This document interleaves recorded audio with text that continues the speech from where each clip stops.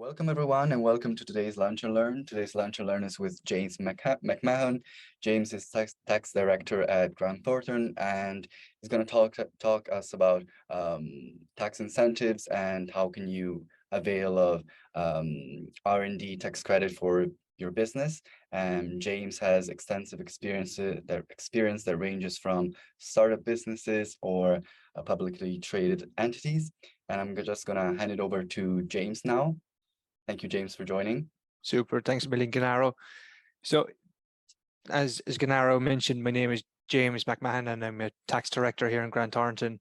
I'm based here in Cork, but I lead the tax incentives team within the national practice.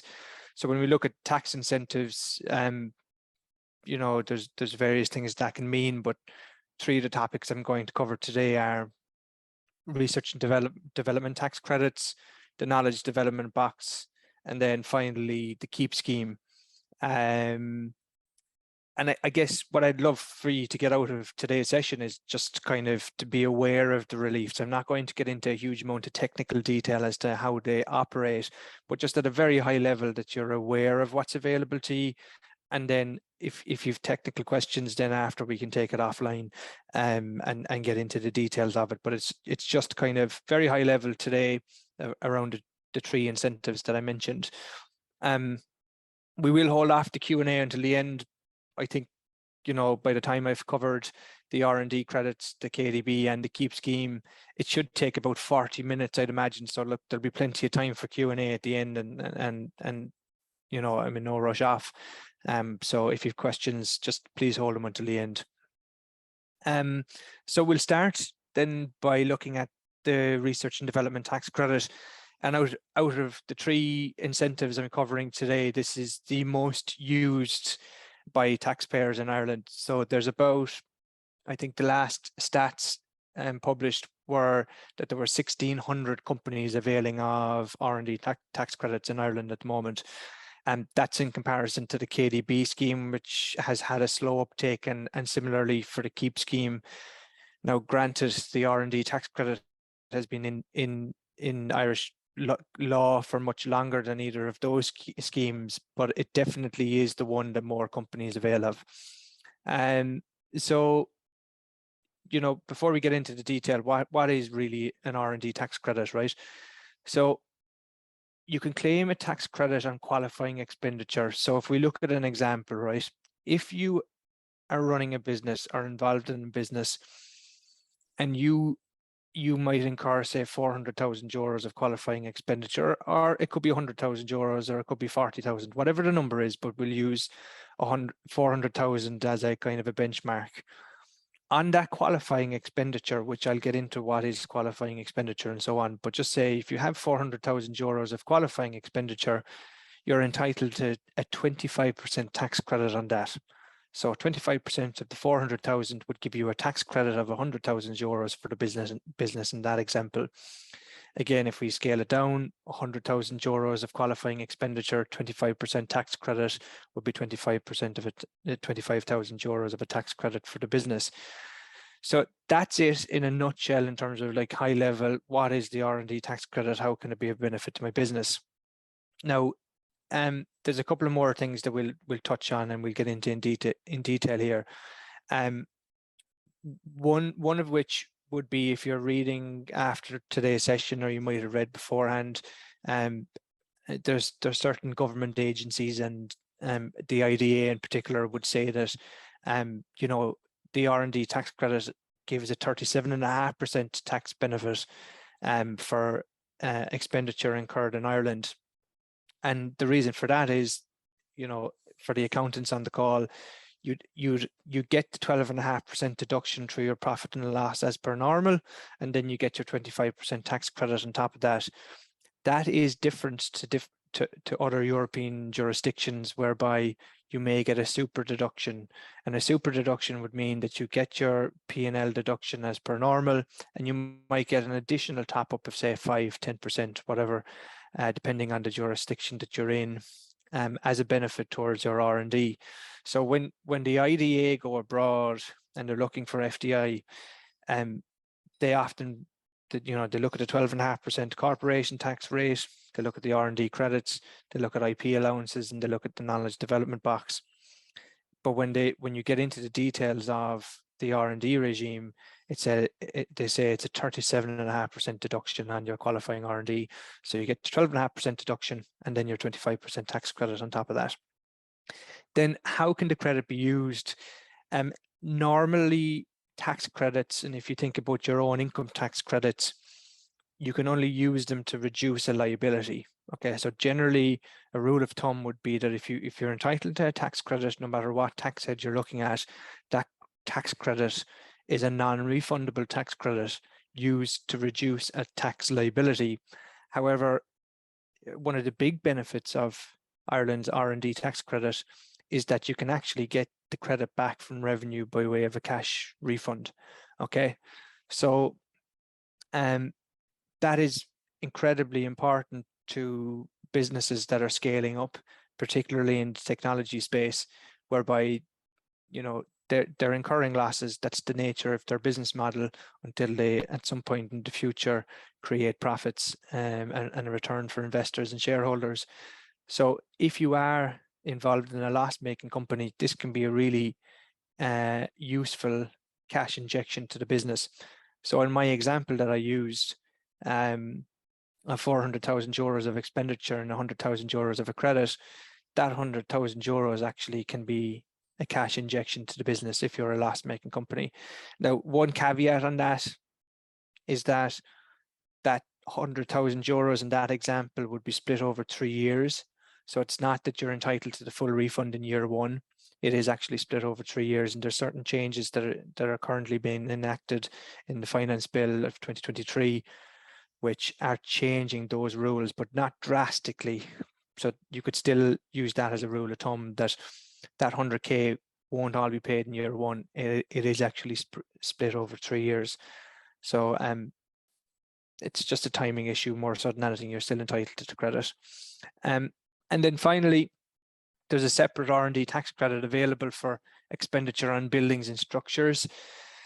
This isn't rent, just to be clear. This is actually a greenfield site or a brownfield site whereby you develop a center of excellence. So this tends to be for larger companies. If you drive up to Dublin on the Naas Road, you'd see Kerry Group's R&D Center of Excellence. It's that type of an idea whereby you actually invest in bricks and mortar, and then that expenditure can be calculated as part of an R&D claim. Again, kind of a minority sport, but just so that you're aware of the full benefits of the R&D tax credit regime. So then once we that's it. That's an overview of the claim and how it can be administered. There's a lot more detail behind it, but I just want to keep it as high level as possible. And if you do have more detailed questions, I can answer them afterwards. But in order to make a qualifying claim and even start looking at what qualifying expenditure you could claim, you first of all must identify a project within the business that you're working. So, it obviously depends on what field of science or technology your business operates in. So these projects are very vast, but the project needs to fall within one of these headlines. So one would be basic research, number two would be applied research, and number three would be experimental development.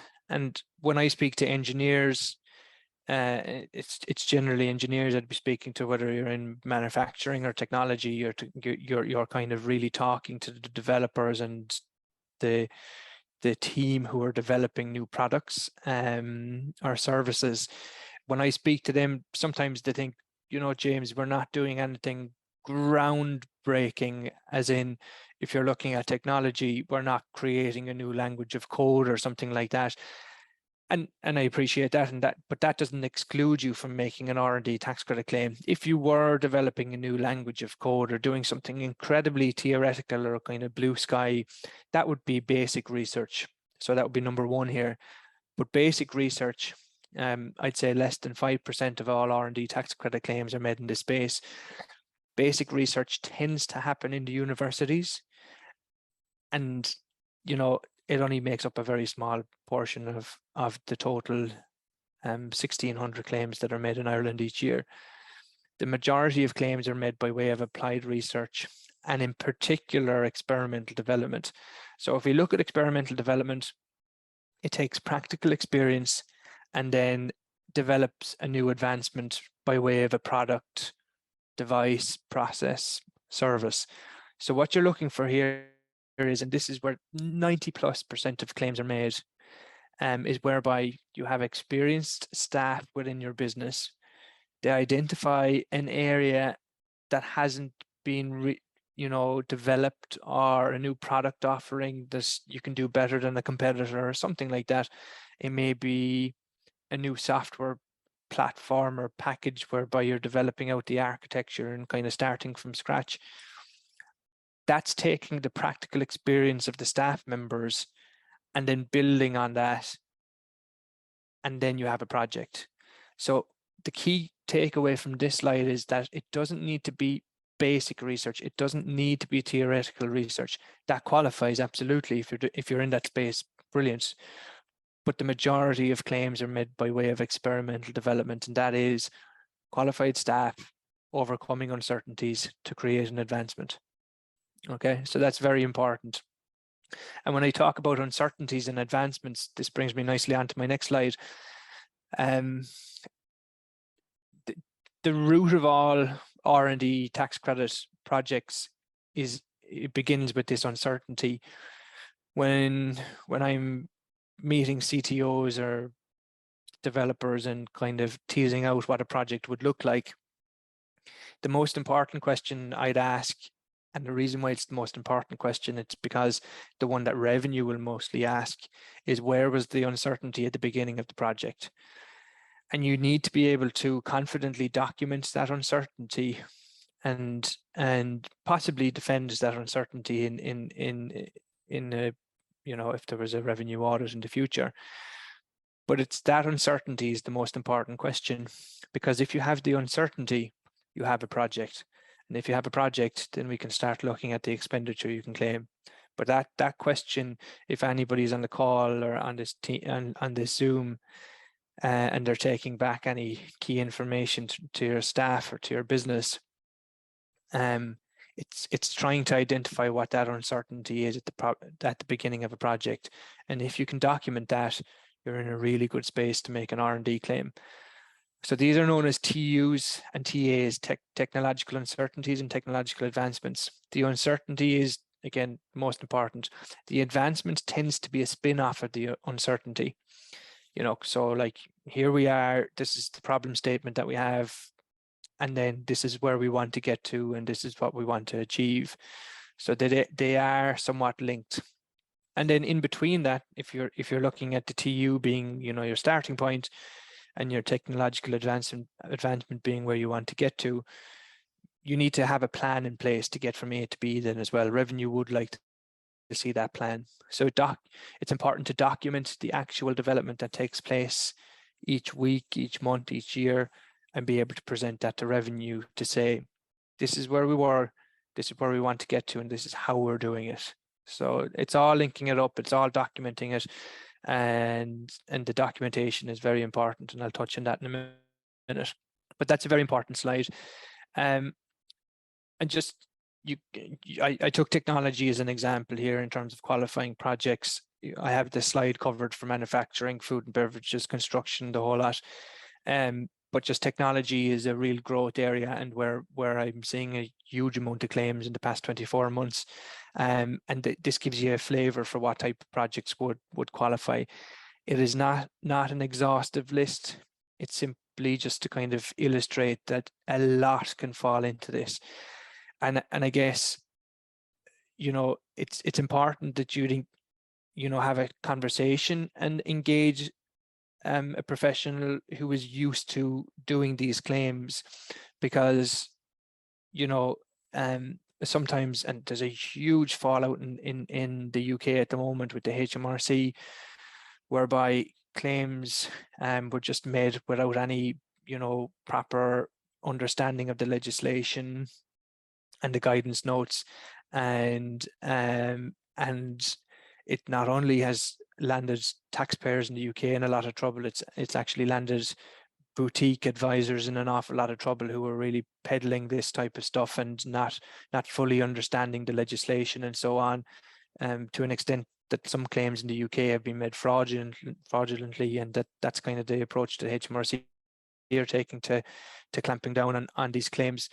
But just to that point, if you can get somebody in, kind of tease out what a project would look like, see where the uncertainties are and so on, then it just becomes a much easier process when you do deal with revenue and the far side of making a claim. So look, that's kind of an example of some projects that could qualify, but it's not an exhaustive list, and that is only specific to software development.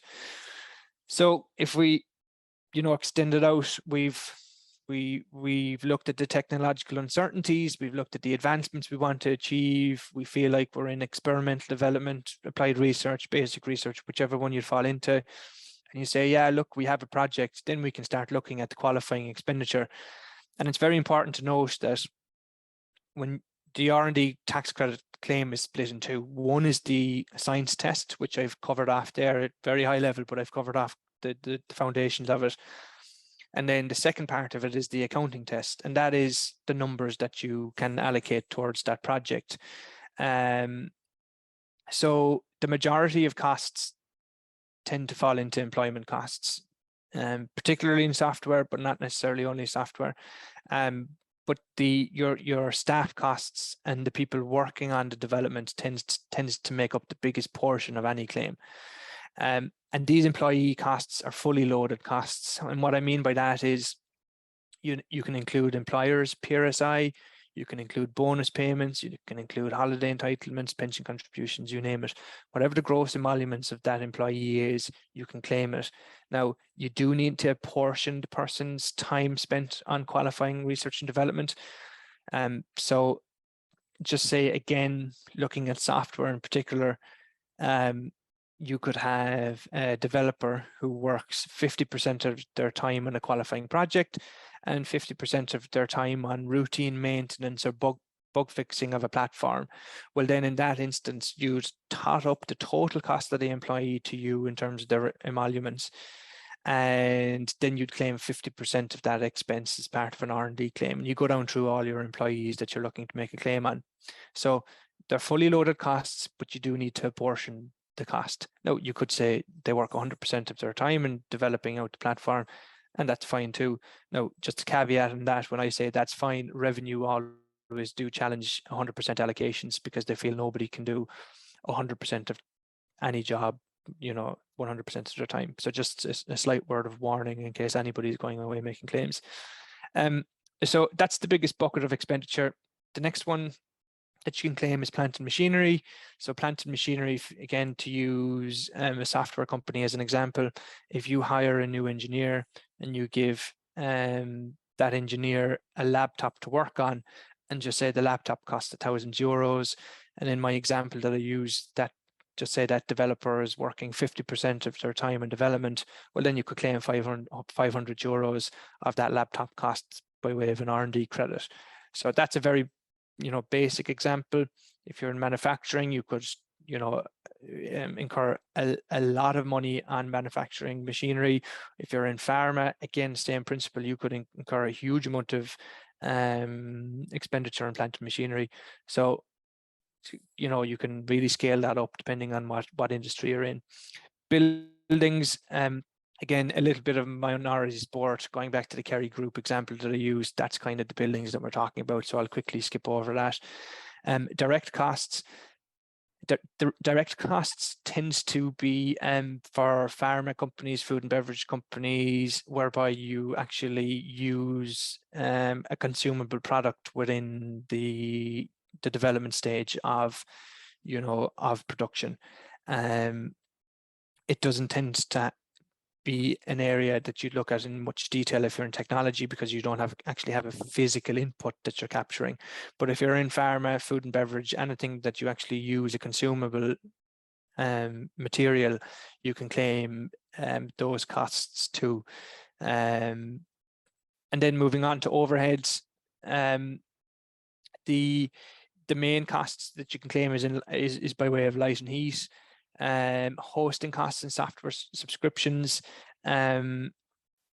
Is a little bit of a grey area at the moment, but we were involved in a letter that went out into revenue last week, whereby we're looking for them to clarify their position on this. Kind of informally, we have had conversations with revenue whereby, you know, they definitely see the argument whereby hosting costs, say AWS costs, are imperative to R&D research and development, and therefore their costs should be allowed to be claimed. But we just are awaiting confirmation on that, and we should have confirmation in the coming weeks. But for tech companies, that's a huge expense, and look, there should be confirmation from revenue in the coming weeks, hopefully this side of Christmas on that. But then rent, just to round out on overheads, rent used to be allowed as an expense, but rent is not allowed anymore.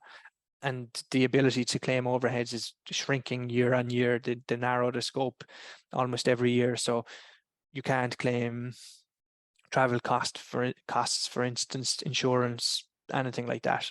You know, you're very much limited to what's on the screen here at a push. And then finally, outsourced R&D. In the example of a technology company, again, just say you subcontract out development to South America as a popular destination, Eastern Europe is another popular destination, to individual contractors, or it could be to a third-party company. There's a potential to make a claim on that outsourced R&D as well.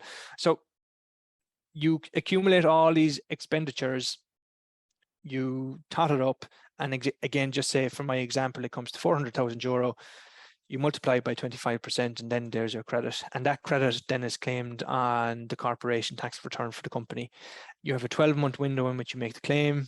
So after your accounting period ends, so just say you have a 31 December 2021 accounting period, you have until 31 December 2022 in which to make the claim.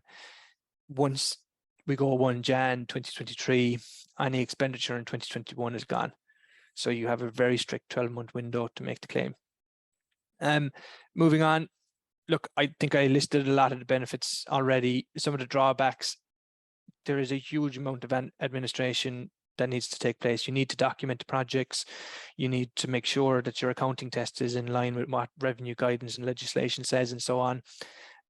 Where this can go to, so lack of relevant documentation could result in the claim being disallowed, and revenue have the power to appoint an expert from a university to come in and look at the projects. It doesn't happen a lot, but it does happen, and we have had a bit of experience in it, particularly in the physical engineering, construction, food and beverage space. So revenue, a caseworker in revenue can say, I'm not sure, is this qualifying R&D? I'm going to get an expert involved.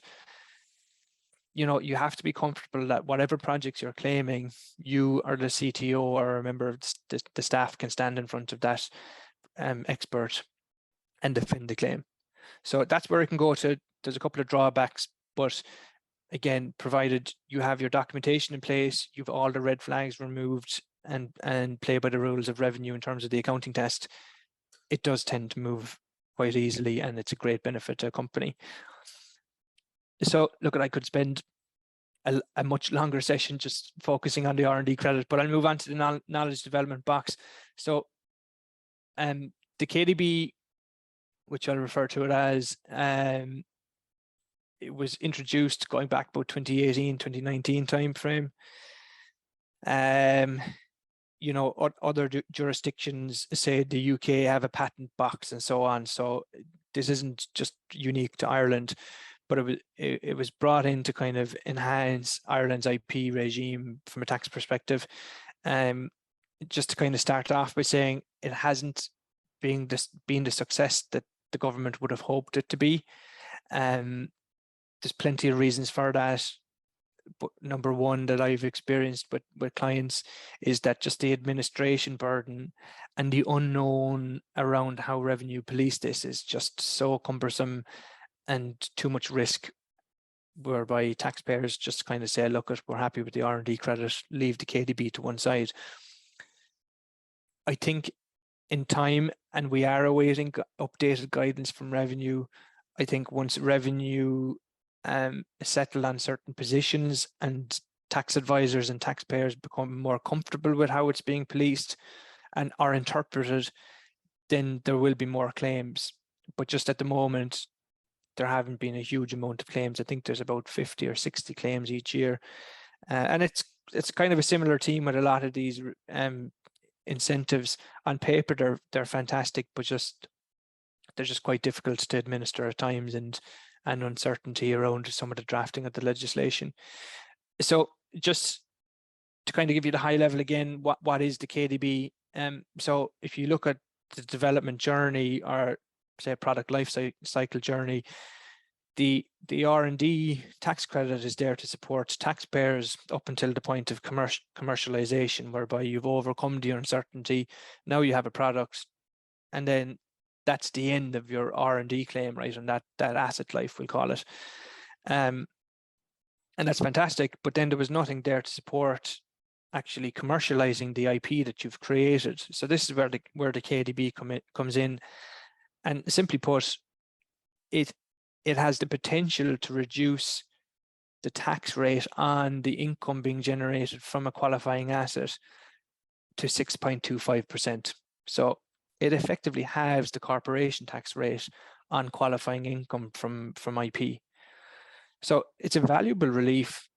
It's really, again, when you think about the IDA, when they go abroad and you talk about the 12.5% rate, you talk about a 6.25% rate on qualifying IP, and that's a really nice conversation starter. And that's it. You know, I'll go through it in a little bit more detail, but just to kind of summarize it, you have to undertake the R&D, then you come to the point of protecting the IP that you've created, and you protect it by way of patent generally, or maybe, you know, some other way, you know, I'll go through the list of assets that can qualify, but generally it's a patent. And then you start commercializing that IP, and it's that commercialized IP and the revenues you generate from it is whereby you can tax your income at 6.25%. The last line there is that the claim can be made within 24 months. So that's in comparison to the R&D tax credit, whereby you have a strict 12-month window. You can look back 2 years for KDB claims. And so then when we look at what an asset would be, it tends to be a computer program, copyrighted software, an invention protected by a qualifying patent. There's a certificate for small companies whereby you don't need to go through the whole patent regime, but you get a certificate from the Comptroller of Patents in Ireland to say that it would qualify or has a good chance of qualifying for IP for a patent if you did go to full hog. Plant breeders' rights, and then supplementary protection certificates from medicinal products. So there's quite a lot of type of protections you can get that would bring you into this space. Now, ineligible assets would be trademarks, brands, image rights, short-term patents, and any marketing related IP. So there are certain things that will fall outside of it, but if you're generally, when I'm talking to clients, you're either you're kind of in the top 3 spaces which would be copyrighted software, an invention protected by a patent, or IP for small companies. So again, I won't get into the nitty-gritty here in terms of the technical calculations, but in effect, this is one of the calculations or one of the steps that you'd go through in quantifying how much the KDB is worth to the business. Really, what you're looking at here is that you calculate the qualifying research and development up until the point of commercialization or point of protection, and then commercialization. And provided you haven't, number one, acquired IP, or number two, say, incurred interest or group outsourced costs and so on, then the net effect of the tax credit will be 6.25%. The net effect of the tax credit can be less than 6.25% at certain times. Sorry, just my earpiece was making a noise. If for whatever reason you've incurred outsourced R&D or you've acquired IP, as part of the technology or IP that you've patented, then it has the potential to reduce the 6.25% benefit to, say, maybe 7.5%, 8%. It could be closer to 10%. And this is where the calculation comes in. So the most benefits you can get is 6.25%, but in effect, it could be close. It could be somewhere in between 6.25% and 12.5%, depending on the amount of acquired IP and so on.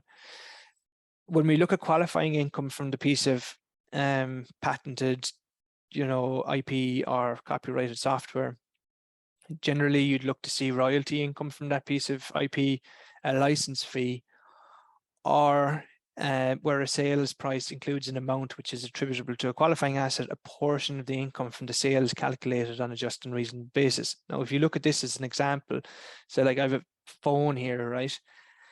And just say the phone costs €1,000, and just say this isn't an Apple phone, but just say you're Apple and you've created a piece of IP within this phone, and you've claimed R&D credits, you've protected that piece of technology, and now you want to make a KDB claim on that piece of IP. You're into an area where you need to quantify how much of that €1,000 that I've paid for this phone is actually attributable towards that piece of technology. And this is going back to the difficulty of, taxpayers making these claims.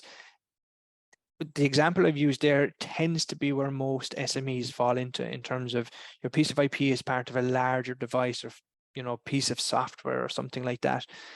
And it's quantifying the income and the expenditure towards that specific piece of IP, which is incredibly difficult to do.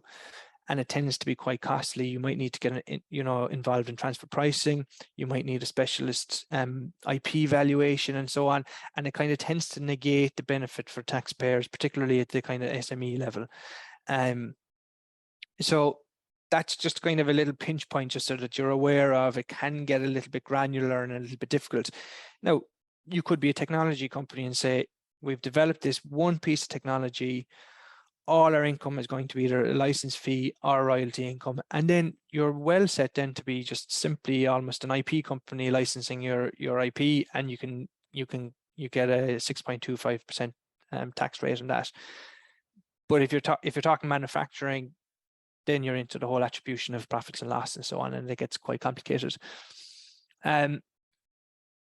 Again, I'll just touch on the non-qualifying expenditure, acquisition costs, interest, group outsourced costs, and any costs that may be tax deductible outside of the state. That tends to negate the benefit of the KDB rate of 6.25%. So if you have acquired or have royalties being paid to third party as part of the product that you've created, then that dilutes the 6.25%. So it could end up at 7%, it could end up 7.5%, just so that you're aware of just any changes that there from the baseline 6.25%. And then when we look at the benefits and drawbacks, I think the benefits are quite clear. That 6.25% rate is fantastic. If you can get it, it's a little bit cumbersome. Just in terms of the drawbacks, a change in the new finance bill.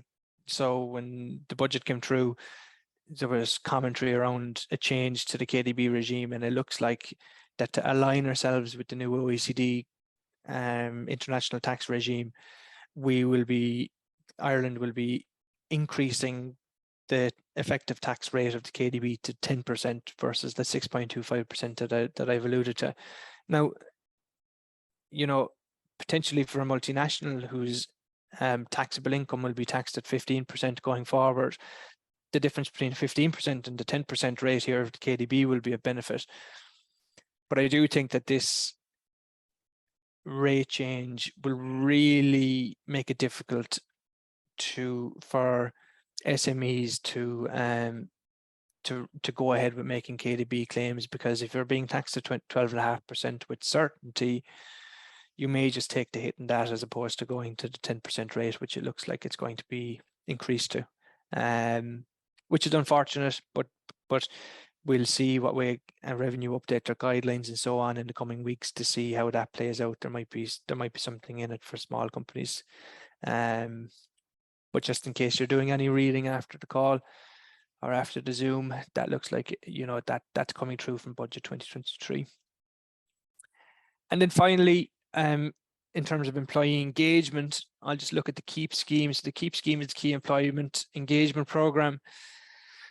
And again, look, staff retention is incredibly important at the moment. And I guess if we were to look at share options in general to attract and retain key staff, if you're a Facebook or a Google or an Apple, you have the potential to offer options, publicly traded options and shares, whereby staff can, you know, exercise the option and then sell it in a liquid state, whereby, you know, you can sell shares on a day-to-day basis when you're publicly traded. So that's a real benefit to PLCs in attracting and retaining staff, whereas small and medium-sized enterprises don't have that benefit of having a liquid transactionable, you know, exchange effectively like a PLC does.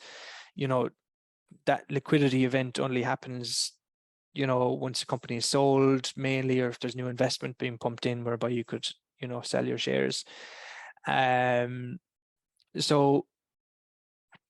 SMEs were definitely at a disadvantage when it comes to retaining and offering kind of options and share ownership in their businesses.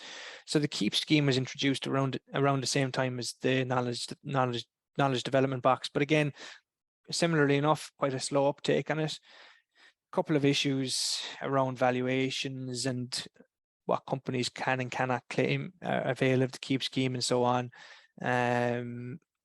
keep popping up, but it looks like revenue are kind of going through the process and going through proper consultations, and this will become more attractive to SMEs.